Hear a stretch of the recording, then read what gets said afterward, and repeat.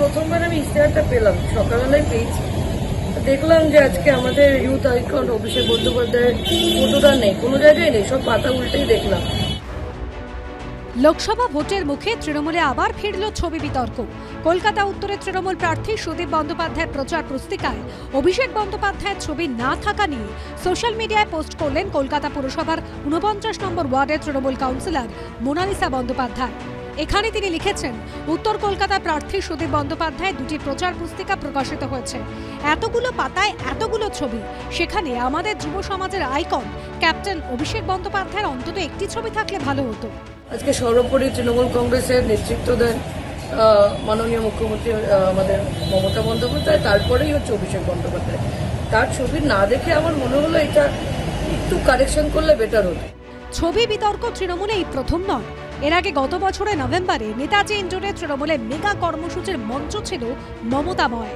মঞ্চে ছিল না অভিষেক বন্দ্যোপাধ্যায়ের কোনো ছবি, যা নিয়ে বিস্ফোরক ইঙ্গিত করেছিলেন কুণাল ঘোষ।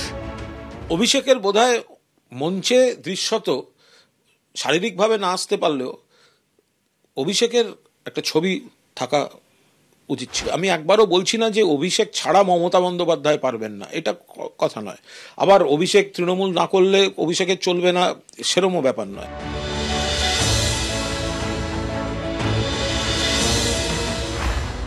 এ নিয়ে আমি কোনো মন্তব্য করব না। যার নির্বাচন, তার প্রচার পুস্তিকায় তিনি কার ছবি রাখবেন না না রাখবেন তার বিষয়। আমরা মমতা বন্দ্যোপাধ্যায়ের নেতৃত্বে, অভিষেক বন্দ্যোপাধ্যায়ের সেনাপতিত্বে সর্বভারতীয় তৃণমূল কংগ্রেস পরিবারের সদস্য। মমতা বন্দ্যোপাধ্যায়কে রাখার সাথে সাথে যুব সমাজের আইকন অভিষেক বন্দ্যোপাধ্যায়কেও যদি সেই সম্মান বা সেই গুরুত্ব দেওয়া হয়, তাহলে মনে হয় দলের সর্বস্তরের কর্মীরা আরও বেশি করে উদ্বুদ্ধ হয়। কিন্তু অভিষেক বন্দ্যোপাধ্যায় দলের প্রতি যে অবদান, সেই অবদানটা প্রার্থী হওয়ার পরে ভুলে যাওয়াটাও কারোর উচিত নয়।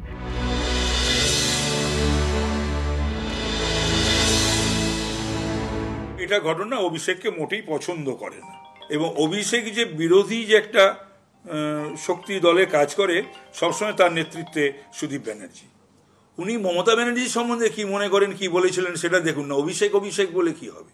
তবে এটা ঘটনা যে মানুষটি একটি সুবিধাবাদী মানুষ, সুযোগ সন্ধানী মানুষ। আমি জানি না প্রচার পুস্তিকা দেখব, আমি তো জানি আছে। সপ্তম দফায় 1 জুন ভোট কলকাতা উত্তরে, তার আগে মাথা ছড়া দিল নতুন বিতর্ক। অনির্বাণ বিশ্বাস ও আবির দত্তের রিপোর্ট, এবিপি আনন্দ।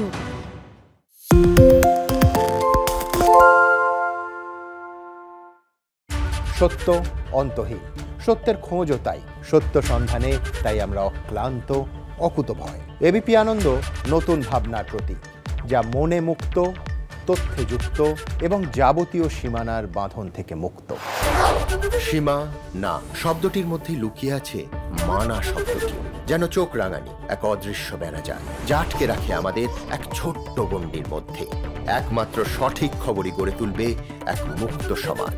সেই জগৎ গড়ার লক্ষ্যে কোনো সীমানার ঠুকুটি আমরা মানব না। এবিপি আনন্দ এগিয়ে থাকে, এগিয়ে রাখে।